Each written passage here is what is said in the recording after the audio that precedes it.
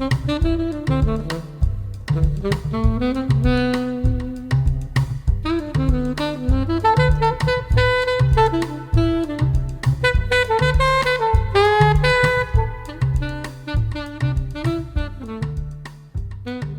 everybody. How are you today? This is Mark Chappardini. Thank you ever so much for coming back to the Go See Talk podcast experience. Don't you just need to uncork, come down from a high and just find a mellow lows that just kind of, get your circadian rhythms going? Or do you just like to get amped up and just, something that inspires you and chides you forward? Well, then I think if you want both of those long-winded things I said, I have a wonderful guest for you.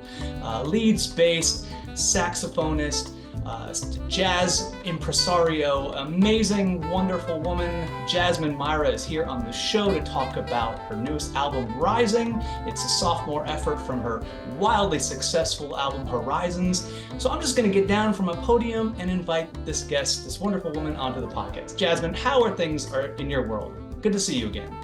Nice to see you. Thank you for having me back as well. I'm doing good at the moment. I'm kind of just riding on the wave of having just released the album and kind of getting past all the work that went into it, and now I'm just reaping the benefits, enjoying, feedback and being able to rest a little bit, having gotten past it. So I'm in a really good place at the moment. Excellent. Well, I think that if May 4th is the day that Star Wars fans remember as being a reason to celebrate Star Wars, I think May 3rd is the reason that jazz fans can appreciate Rising, Jasmine's album. It is phenomenal. And I think kind of using a little bit of a Star Wars tangent, there was a famous music critic who said he was trying to decide which Jaws album he liked better, whether it was Jaws 1 or Jaws 2. Both fantastic John Williams efforts, but the line that I took from it is, the one I love best is the one I'm listening to right now. So I'm just going to say that, if you haven't had a chance to get either one of these Horizons or Rising, I think they both deserve a spot on your shelf. But all that aside, Jasmine, I think that likened to having a baby, this baby is just about 2 months old. It's still not sleeping through the night, but you look like you're well rested. How do you manage that after coming up with such an incredible set of compositions? Thank you. It's releasing music is such a funny process as an artist, because you pour all this time and effort and love into it, and then it almost drives you crazy because you have to listen to it so much, and you know listening to something over and over again, it's hard to not lose a bit of the magic sometimes, if you know what I mean. But at the same time, it's like your child, like you said, so you have this love for it. At this point, it's always funny as well. You get sick of it, and you get so anxious and in your head up to the release, and then it's out there and you get all this wonderful feedback, and you kind of go, maybe it's okay actually. I do kind of like it. And you come out of your head and you can see it out there. So right now, it's something that I'm so proud of it, and I'm really happy with how it turned out. But at the same time, I'm thinking of the next thing already. So much time has passed since I've kind of finished the album. Weirdly, even though it's only just come out, there was such a long process after actually finishing writing the music and recording it, that I feel like I've progressed so much in that time. And I think that's something that a lot of artists can relate to. By the time you've actually released an album, you've moved on, and you feel past it almost, in terms of what you can achieve and produce. So right now I'm at a point where I feel very happy and content with how the release went, and I'm so proud of it. But I'm ready to get creative again and start writing. So that's kind of where my mind is at right now, is just giving myself the space to be creative. Well, correct me if I'm wrong, but if I heard that right, you wait until the touring is over before you start to be creative, or do any germs or compositions come while you're on the road? It's funny because while I was not while I was actually touring, I don't think that's something that is possible, especially for the tour that I've just finished. I was tour managing myself, so I was in charge of 8 musicians, and I also had to think about being a musician and performing, and that in hindsight was probably a bit of a silly thing to take on. I mean, I loved it, but there was just absolutely no room to sit down and try and write. Um, but even in the lead up to the tour, I wanted to get back to writing, and there was a lot of advancing and admin that needed to be done in the lead up. And I tried to sit down and write because I was really keen to kind of keep the momentum going and get back to it.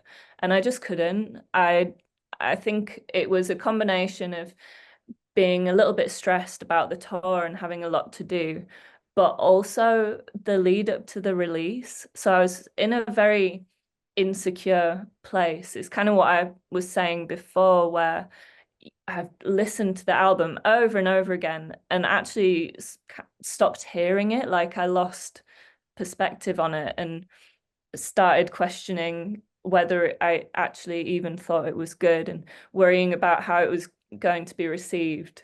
So then trying to sit down and write and be creative, I was just in this imposter syndrome headspace, and it's almost impossible to have like a creative flow when you're in that space. So that's kind of something that I've learned this year, is that I actually need to break my year up into these different sections, and because otherwise it's just not healthy, not, the most productive or efficient way of working. So yeah, now that's over, I can actually write and I have the headspace to do it. That's perfect. It's funny. I'm in a creative field, not musically, but I work for an architecture firm that does hotels, and there's part of my process that makes me think, and I totally get the imposter syndrome because what you're doing is you're trying to, you know, create and craft something that passes your test, your approval barrier, and then is it going to take hold anywhere else outside of my four walls of my house? But you start to think of, okay, well, I like, in your case, you love saxophone. I might like a certain stone or a certain wood, and then before you know, you're like, I'm using the same stone everywhere and the same wood everywhere. It just becomes bleh. And then sometimes you just need something like, you might walk past Home Depot one day, be like, oh, I never thought about green, and all these things that sort of, you know, enhance the flavors that you're already trying to craft. But yeah, I totally get the struggles you go through on a somewhat related level. But to the consumer, and this is what I love the most, like I have no stakes in this, but I can just have nothing but pure appreciation and unadulterated praise. Yeah, I couldn't even get the words out. But like, there's do you have time you want to run through every track on this album? Yeah, sure, we can do that. All right. I think that would be kind of fun. Let's talk with the lead off track, Rising. It's about 7 minutes. It breaks at about the 5 minute mark, and it's this beautiful weaving of drums, harp, and piano that almost have their own solos, kind of dancing and weaving.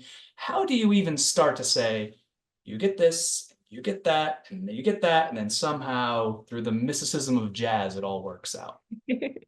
That's a great question. I mean, I don't have a set process. It feels very trial and error for me when I'm writing. I'm following my ear and kind of just writing down what comes into my head. And with all the different parts that are kind of weaving together, I'll think of a layer that can be added. I mean, I can't remember which part I even came up with first on Rising. Uh, I mean, I think it was the harp and guitar part, which is the part that comes in initially after the big intro. It drops down. It's the ding da ding ding ding ding. That's between the harp and piano and a guitar, sorry. And I came up with that first.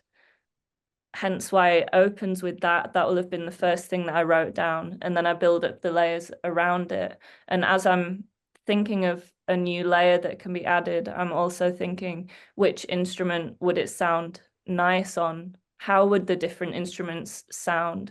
Like I love experimenting with how, for example, the harp and guitar sound very similar. They're both plucked. They're both quite high up melody instruments. So I love experimenting with different combinations in the band and how each instrument will bring a different timbre. So that's basically my process. It's not a set, pre-decided thing. It just is following my ear and deciding in the moment how I want it to sound, if that makes sense. Not even a little bit, because I have a small major or minor background in guitar. I would barely even call it major, but I can only know and understand what I'm playing. But the idea of having a rhythm with maybe drums or a bass or something like that, but then it's still, my head can't process the fact that every instrument is not playing the same notes, the same rhythm. The harp, I don't even know how it comes together, but that's in a way what makes these individual players stand out. You can hear the bass, doom, doom, doom, doom, doom, doom, doom. And then you can hear your saxophone when you lead on a track like Stillwater. It's like, holy crap, that is one incredible lead sax on that. So I don't know how it goes together. It's magic. Thank you.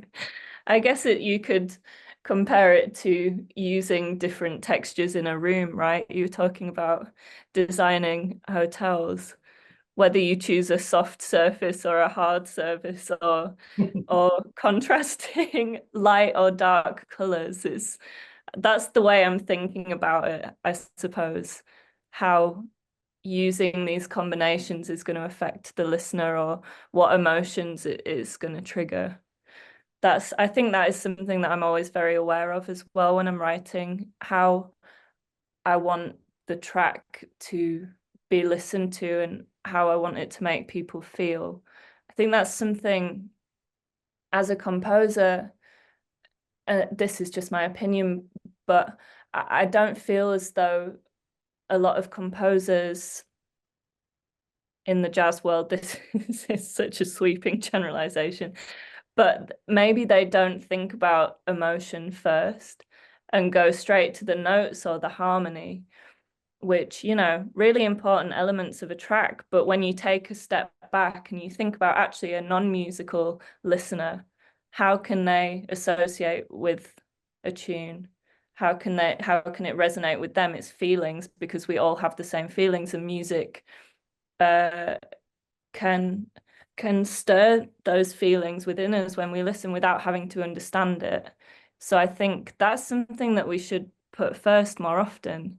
What emotions am I trying to trigger for the listener?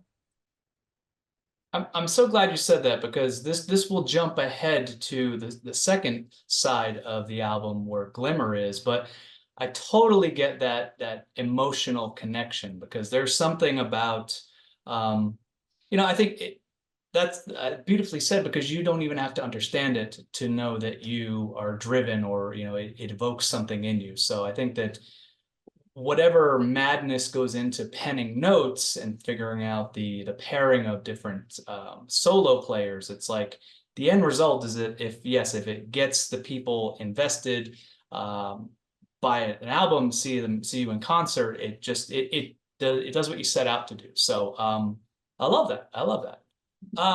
Still Waters. Let's see. Okay, so you've got this in the middle of the song. I want to call it a sustain, and I don't know if it was my speakers on the this wonderful vinyl. Get it? Plug.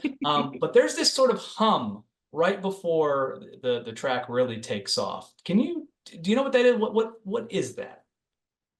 So this is when it's kind of dropped down from the first section right? Before it Sure. goes into the Correct. solo. The hum, I mean, I imagine it's I'm not sure exactly which instrument you're talking about. I know that everyone is going into maybe it's guitar, you know. I think it might be either a guitar pedal or keys just sustaining. Okay. Um, but yeah, I really love that section because it's a moment for the band to all be a bit freer and to just resolve the first section. And a lot of my writing is quite specific in terms of what I want the band to play. Like I do write specific parts, and there aren't a huge amount of opportunities for them to stray away from the written part. And the section that you're talking about is an example of where I kind of just said, I want this section to be open. Do your thing for a little bit. And the same for the rest of the track is just kind of like a slow build where everyone has a bit more space to bring their own personality into the track. And I think it's a really beautiful moment because it just, yeah, there's space for everyone to breathe before it starts to build again. Well, building is an understatement because I think once you have your little saxophone run at the end, I think that in a weird way, you've become Lisa Simpson. You've sort of fulfilled the prophecy. You're like, Jasmine Myra has arrived, everybody. Witness this. This is badass. So Thank you. That's so nice to hear because I think one thing that I really wanted to challenge myself to do on this album was to be more present as a saxophonist, not just a composer. I think when I'm writing, I feel in my comfort zone, and it's not always about the sax part or me as a player. It's the whole thing is me, and when I'm standing on stage or whatever, not playing, or in the track when I'm not playing, I still feel present because I wrote it and it's me. But for this album, I wanted to challenge myself to step up a bit more as a musician as well, and as a saxophonist, which in all honesty is where I feel less confident.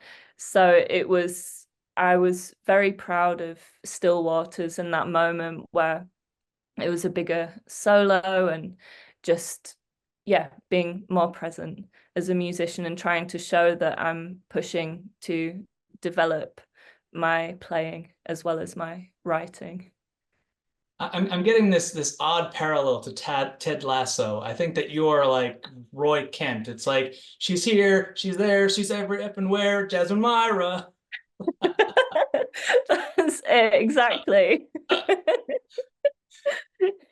Well, that bleeds perfectly into knowingness, and I'm not looking down because I'm distracted. I don't usually keep notes. I think this is what you've done to this episode of the podcast. I had to meticulously write things down, otherwise I couldn't possibly forget all of this praise and these wonderful things. So knowingness is like jazz's sonic pile driver. It's just like persistent, just boom, boom, boom. And I think there's a turn at about halfway through where you've got these flavorful harps and keyboards, you've got your flighty saxophone, but it's in a weird way, it's like this is where I get too nerdy into the names of things. Knowing this, I get that it's like someone who's like a runner or a class level athlete, like they know they can do it. And all of this is like a deep breath before they go out and show the world. And that's where I love there's a sort of break where things they start to take a breath and a pause and then magnificence. So it's powerful ending is what I wrote. So You've literally hit the nail on the head with the meaning behind it. I think the first section is kind of meant to represent self-possession, I think, and the calmness that you can feel in knowing yourself and trusting yourself. And the second section and what the whole song is about, or how I came up with the title for it, is I am definitely, or I used to be, more of a worrier. It's something that I'm really working on, and it's what I have been working on for the past couple of years. And really ties into the whole album, or part of it anyway, is I found myself, and I think we all do this a lot without realizing, looking at the future and really worrying about hypothetical situations and outcomes before they've even happened. And it's really easy to just always fall into this negative outlook, and it comes from anxiety, and it's something that we all do, and it's very understandable, but it's also a huge waste of time, because a lot of the time I think we're worrying about things that never happen. Quite often, it's the worst case scenario, and things tend to just generally work out. And one thing that I've been trying to do for the past couple of years is switch my thinking, so that I presume naturally that it will work out, or like the best possible outcome instead. I think that's it's a much better way to spend your time, really. The whole journey, we only live in the now, right? And we're always thinking about the future naturally, but it just means that our present moment so often is spent being taken for granted or worrying. And I just realized that it would be such a shame if I got to the end of my life and everything had worked out, but I'd spent it all this time worrying. What a waste. Because Yeah, it probably will work out, right? Or at least for the most part. So knowing this, and it's that build up, that energy, that kind of represents um getting excited for what's to come, and like really believing it's going to happen. And I think that's like quite a powerful thing to be able to do, um, to just be able to switch up your mindset. sure. Well, the last time we were talking about mental health and what it is to stay positive. And during COVID, you sort of had I wouldn't say crisis is not not the right word to describe, but like you've definitely thought about it, like a great many people on the planet, and just sort of use that to channel things you wanted to say and things that you needed to get out of you, and that ultimately ended in horizons. So, how are you feeling today? Today, I just in general, I feel good, honestly. Um, I'm in a really good place at the moment, so I just feel good. I think it's just as a bit of background for me as a person. I spend a lot of time thinking about mindfulness and mental health, um, which is why it's something that has naturally become a part of my music and my kind of personality as an artist. It's something that I'd like to talk about, and because I've gotten so into it for the past couple of years, it's something that has really helped me.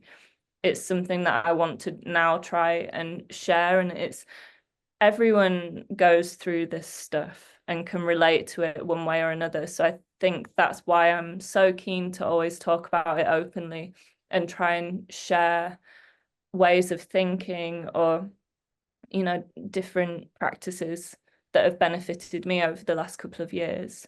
So at this present point in time, I feel very grounded and together and less anxious than I used to be. And obviously that comes in life is always going to have its ups and downs. I don't think it's something that you just kind of get past. It's something that I'll always work on. And I would say, I don't know if this is true, but I tend to think that different brains are just more or less anxious than others. Maybe that's due to our different experiences or upbringings, and I think my brain tends to lean towards the more anxious, or unstable sounds extreme, more prone to mental illness or whatever. So I have to do more maintenance to counteract that.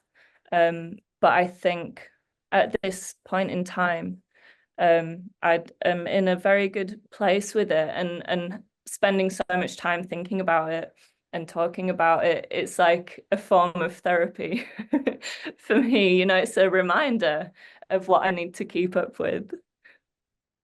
You know, when I was in college, we had in my dorm we had glass closet doors, so that gave you an entire opportunity to one, be completely vain and check yourself out before you left your room, but also I used it extensively to keep notes of this is what you need to do. Here's a reminder. Here's something funny. Here's a positive note. All these things, and I think everybody needs that. You know, it doesn't make um, it makes that experience that you're having universal because it is human. So we're all in need of that. But I think what we are in need of is likened to flipping the record. We've reached the end of the first half. Let's stretch, take a break before we get to the second side. Jasmine, let's have some fun questions.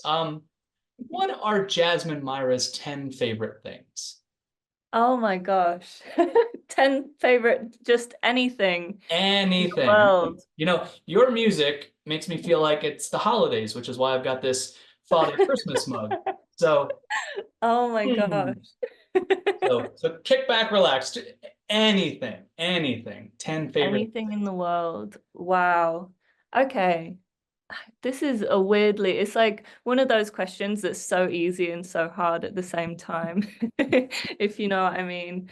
Um, I mean, the first thing that's coming to my mind is food. I love cooking and I love eating food.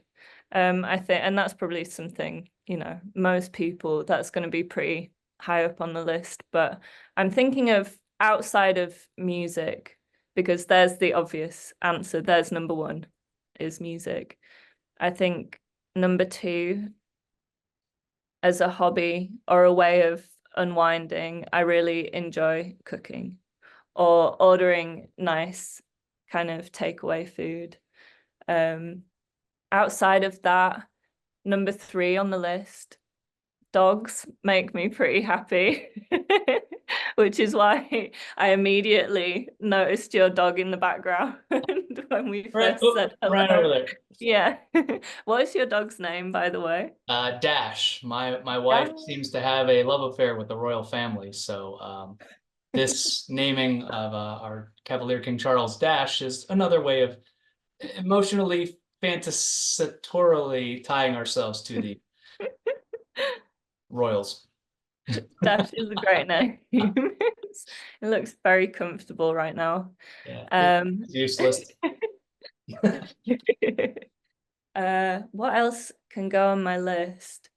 Um, at the moment, I'm really enjoying cycling. I think, yeah, I like to try and keep active, and do various forms of exercise, and cycling has been making me really happy at the moment. Because it's just a way of getting out of the house and appreciating kind of your surroundings. I'm lucky enough to live in an area that's fairly green. So just being able to cycle and get some fresh air. And, you know, I normally stick one AirPod in so I can still hear, but then I'll listen to like a nice podcast or something while I'm cycling around. And that has really been a nice way for me to just chill recently. What else can I add to this list? I mean, I love watching films as well. None of these answers are very interesting. Sorry. But honestly, these are my honest answers. Yeah, I love watching films. All different kinds of films. Wes Anderson is one of my favorite directors, so I love a good Wes Anderson film. Yeah, what else can I add to this list? 10 is hard. Well, if I you want to mean, do the other five at the end of this, we can get through the second half of the album and then regroup. I mean, up to you, whatever you want. I let's love do Wes Anderson. that. Okay. I That's love a good Wes idea. Anderson as well. I love the Grand Budapest Hotel. It's funny, I have this, it's like this for me. Everything before Fantastic Mr. Fox, yeah. Everything after Grand Budapest, yeah. But Grand Budapest, Moonrise Kingdom, Fantastic Mr. Fox, Oh it's yeah. like just the epitome of it. That hit me. So I don't know. We all have our, unique tastes and preferences. So all right. Side B.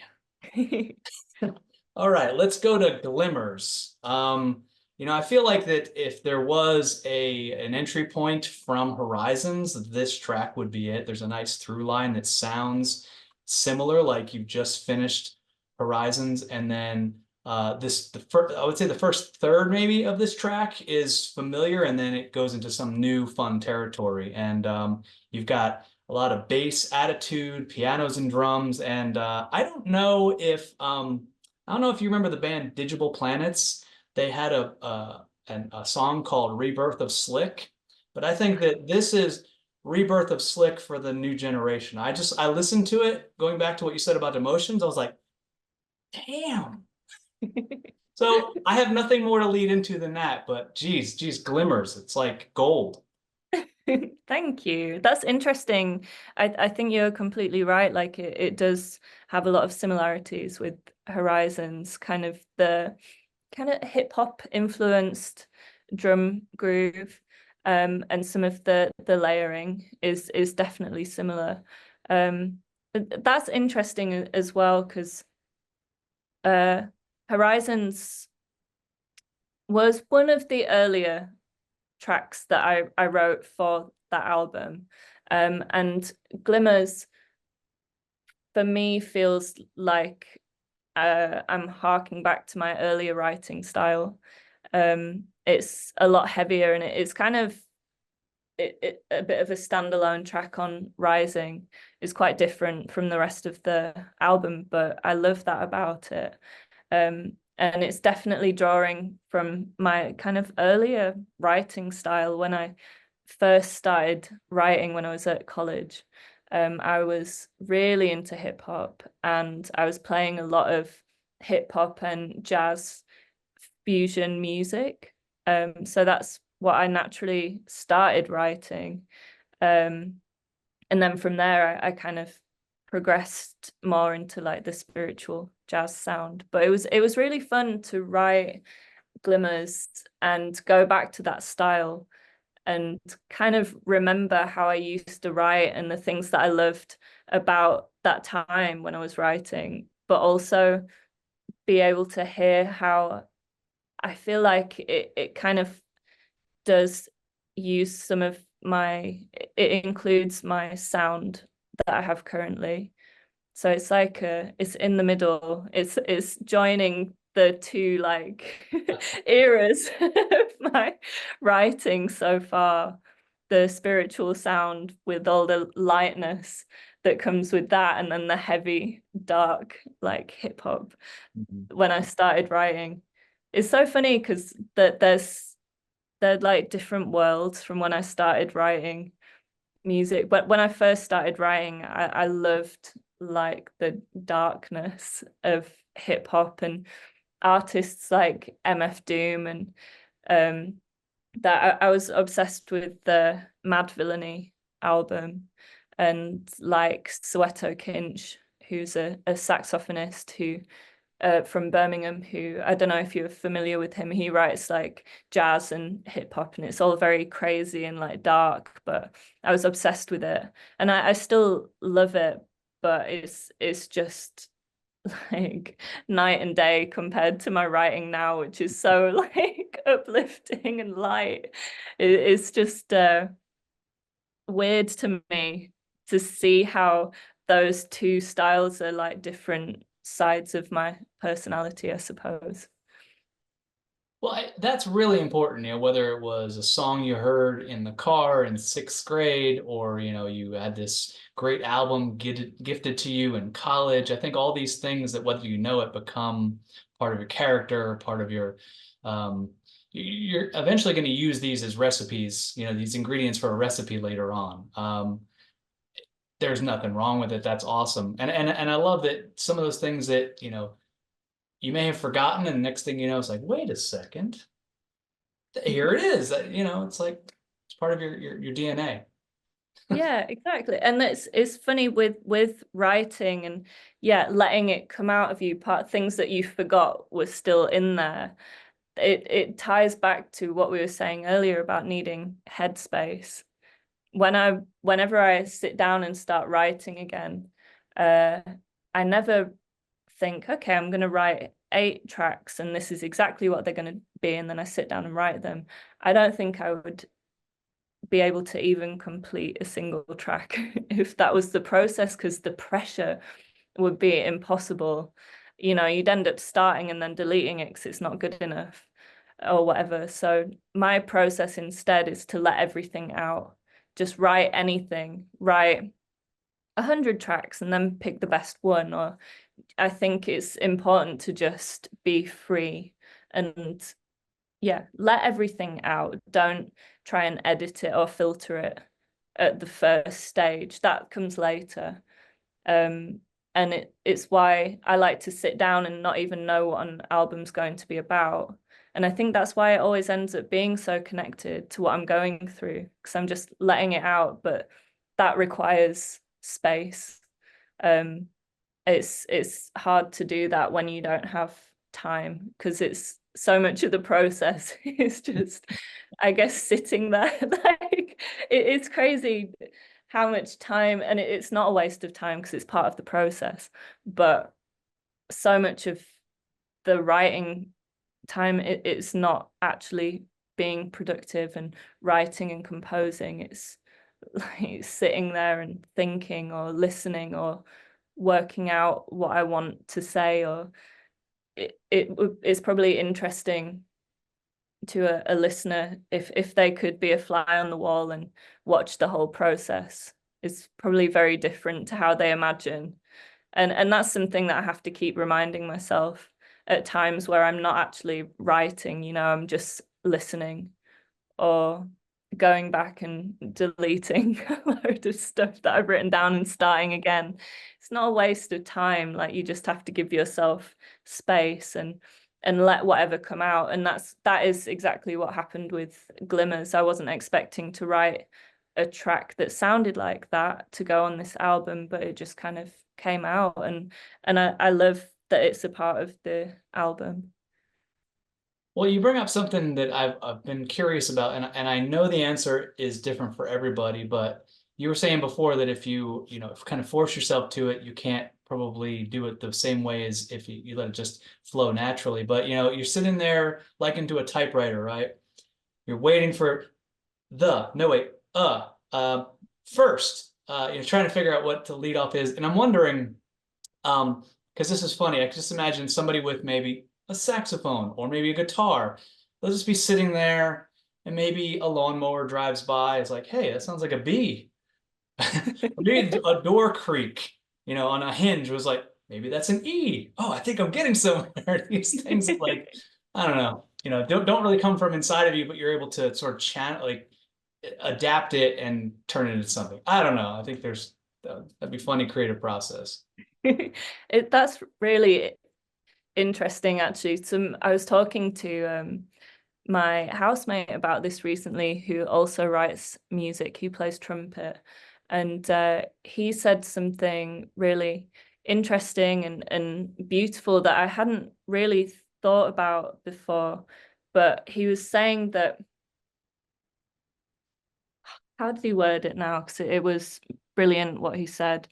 It's basically that, when we're creating music, it's coming from inside of us and it's coming out, but the inspiration to get to that place isn't already there within you, really. You need to allow yourself to take in inspiration from your surroundings.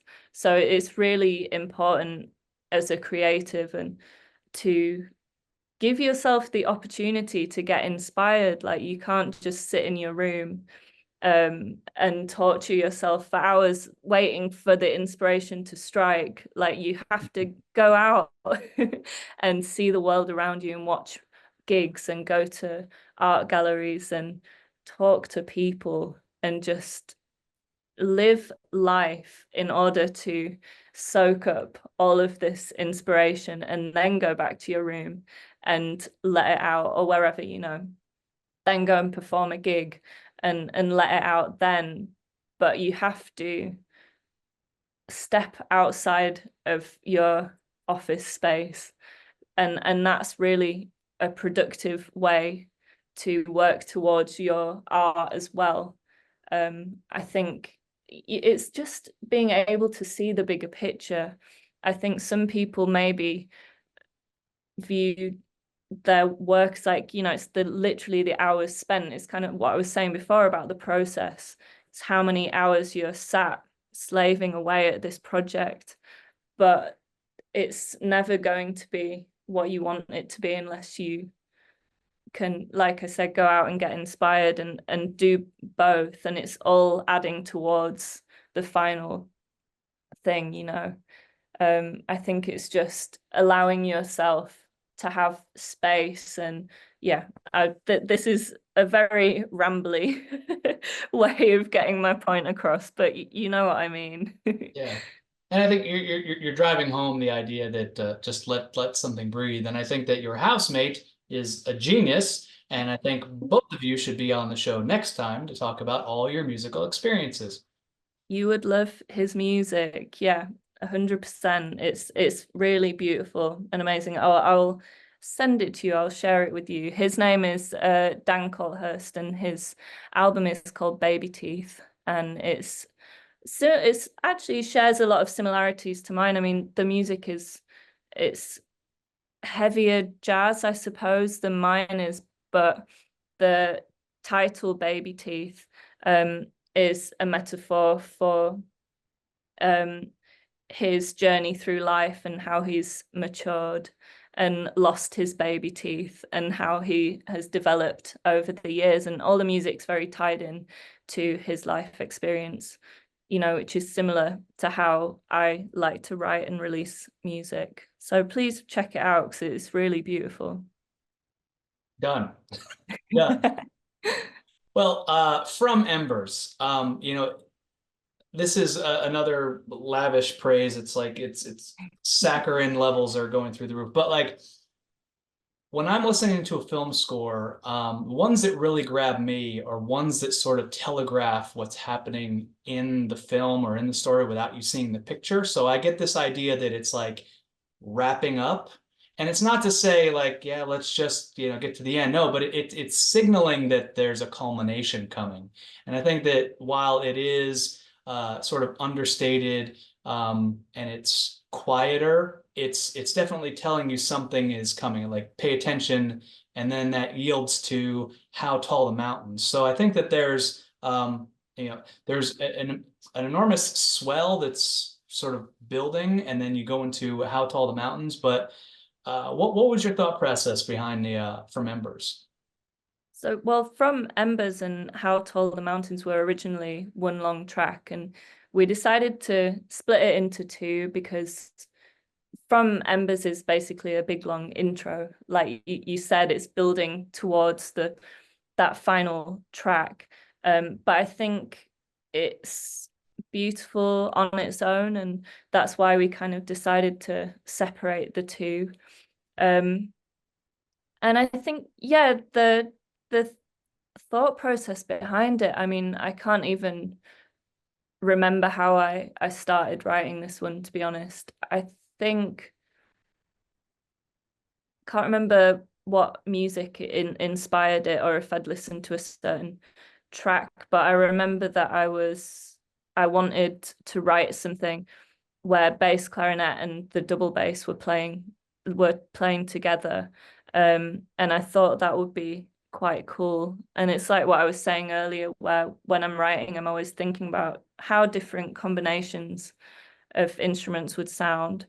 And they're obviously both low instruments, but very different instruments. Like the double bass he's using a bow at that point, and Oh, cool. bass clarinet's a wind instrument. So that's how it started. And then I think it was just, like I said before, layering it up from there. But I think out of all the tracks on the album, I'm really, really proud of how this one turned out, and especially with the strings, and it all sounds quite, it's almost like a film score, and I'm just really proud of it.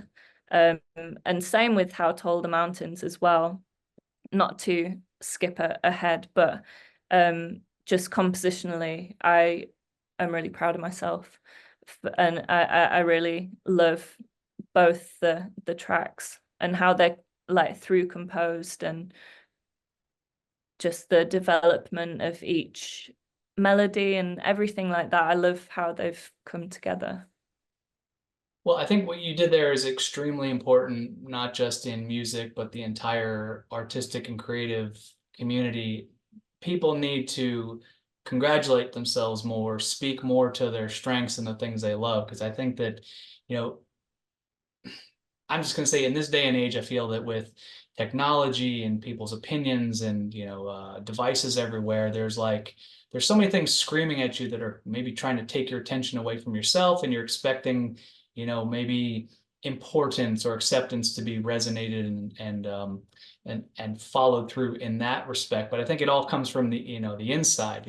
If you love a 3-note harmony and that makes you happy, go for it. If you love banging spoons on plasticine bucket and you're proud of that, tell the world that you're proud of that, because I think, a smile on your face kind of says it all, and it tells you how great this album is. And it is great. I mean, there's a term radiant journey, which was used in the liner notes of the album, but I think that the better way to describe this is both mellifluous, I think I'm saying that right, and hermitage. Hermitage is like a retreat, and mellifluous, sweet sounding. So I think that there's like, this is where you go. You go to Jasmine Myra's music. You go to this little retreat to find sweet sounds. And holy shit, thank you. That's so nice. Thank you. But yeah, I mean, you kind of just summed up the experience that I actually want listeners to have. It's like I keep talking about this journey that I'm on of trying to just be mindful and be content, I suppose. And it's the self-possession that I talked about earlier as well. But it's almost like the album is a representation of the end point, or like the goal that I'm trying to get to. And maybe it can be that for listeners as well. It's like an escape of something that we're working towards. And I don't know if that final point ever it's something that doesn't necessarily exist, or is something that we'll ever reach. It's also, like I was saying earlier, it's a constant journey that needs to be maintained. But if my music can be a sort of relief, or an escape to listeners and for me as well, then that's amazing. And yeah, that's all I can hope for, really. Everyone, check out Rising. Anything with MYRA in it. Pyramid, check out Pyramids. They're going to blow your mind. Jasmine, before we end this, why don't we come up with the tail end of the 10 Jasmine Myra's 10 favorite things? Yeah, let's do it. 5 more. Let's get them.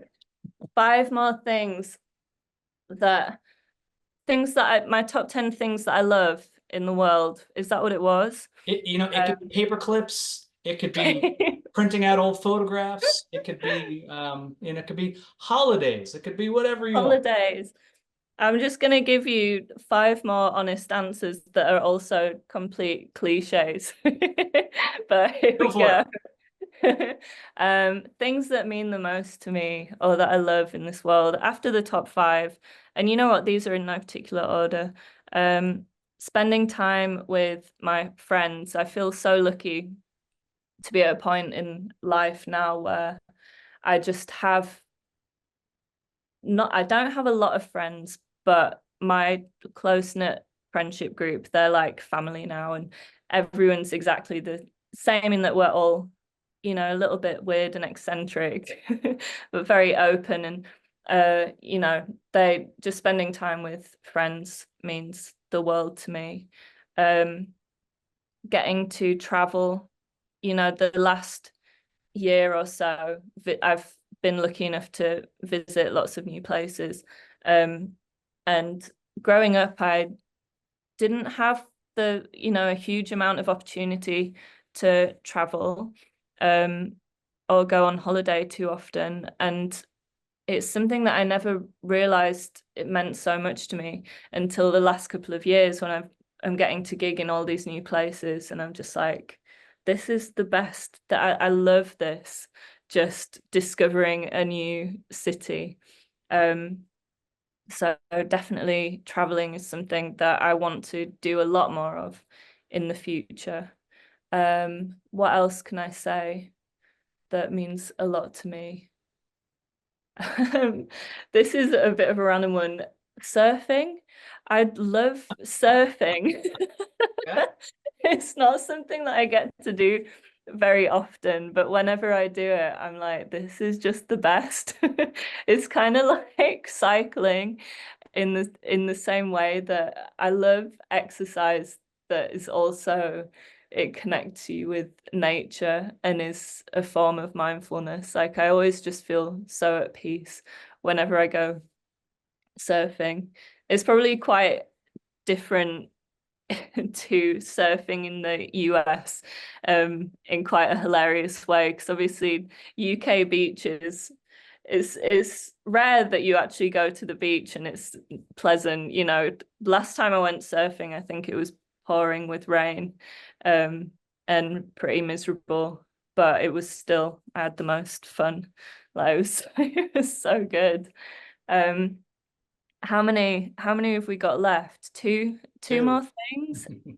Right, here we go. Uh, Gosh, this is hard. Things that I love. Again, it should be so easy, but my mind is drawing a blank. Um, I've already said music. I'm picking the things that right off the top of my head now that bring me happiness. So I don't know if this one counts because I've already said music, but recently I've been getting into really cheesy country music as like a bit of a guilty pleasure, to be honest. And it's something that I listen to a lot when I'm driving. So I'm actually London based now. I don't live in Leeds anymore. And driving in London is like incredibly stressful and a horrible experience. So whenever I'm driving and it's particularly busy, I'll listen to country music. 'Cause it's impossible to feel road rage when you're listening to country. So I'll like sing along in the car, and that definitely brings me a lot of happiness. Um, and number 10, um, oh, uh, I've been getting really into gardening recently. I've realized a lot of this list has been hobbies. I don't know if I presume you ask uh a lot of your guests. Is this something that you do for every interview? No, this is the sophomore effort. How appropriate on your sophomore album. The first person I asked was Amelia Warner, the British film composer, Oh, and she struggled too. And I'll tell you before we're prolonging the 10th one so you can think of it. But one of my favorite memories was going to a film festival, and my good friend Brian was on the red carpet with Keanu Reeves. I was holding camera for him, and he says, "Okay, what are some of your favorite scenes from movies?" And you just saw Keanu's head implode. He's like, "Oh man, you can't ask me this," and he was like, "Oh, oh." And it's on video. I'll send you the link, but it's like it's not easy to ask people what they like because they're like, "There's too much. There's too much." But there's no wrong answer. Again, it Yeah. could be, it could be the sound of water going down the drain. It could be, that first leaf that falls in fall, there's no wrong answer. So There's no wrong answer. I think number 10 has to be gardening. And again, like this, just as a disclaimer, I think this list obviously would change depending on when you ask me. So I've given you the list based on like in my life right now. These are the things that I love the most. But gardening has just been bringing me so much joy at the moment. I'm actually going through, me and my housemates do it together, and we're dealing with there's a fox that keeps breaking into our garden and digging up. How very British. What a problem. Oh, I know. But it's becoming a real issue. Like we keep coming up with plans to try and deter it or stop it from getting in. And so far we're losing. I think it's about 3-0 right now because it keeps coming in and digging up all of our little like seedlings. And it's so heartbreaking. I only got into gardening recently and I didn't realize how invested you get in it, and these seeds become like your little babies, and to just see them dug up by a fox is absolutely devastating. Did that Wes Anderson and Roald Dahl story not sink in? You know, they're going to win. They're going to tunnel away under the supermarket. I know this isn't a war that I want to start because we'll lose. Well, that's charming. Well, you know, I think we've reached the end of the hour. I don't want to keep you from anything on your gloriously sunny day. It's still sunny there in London? It's not. It's been pouring it down for days. I don't know where London summer is. Is it good weather where you are? If it makes you jealous, no. It's splendidly sunny out. It's a bit hot. I mean, Texas is just ridiculously hot. I have this terrible joke that there's 4 seasons in Texas. It's summer, summer, summer, and those 3 days in March. And I don't know, it could really change on a dime. But yeah, it's fair, you know. Fair. Don't get too jealous. Nice. Good. Well, everyone, we want to, again, this is a plug. This is like the old Windows screensavers, like boonk. Terrible. I got the camera flipped. I can't do it right if I tried. Jasmine, thank you so much for your time. Everyone check out Miss Myra's music on SoundCloud, Bandcamp. Follow her on Instagram. Send her a letter. Say a prayer for her. Artists need help, your love, your money, your support, but mostly your adoration, as we have been shamelessly doing this whole episode. So Miss Myra, thank you for your time, and we will catch you next time. Thank you so much.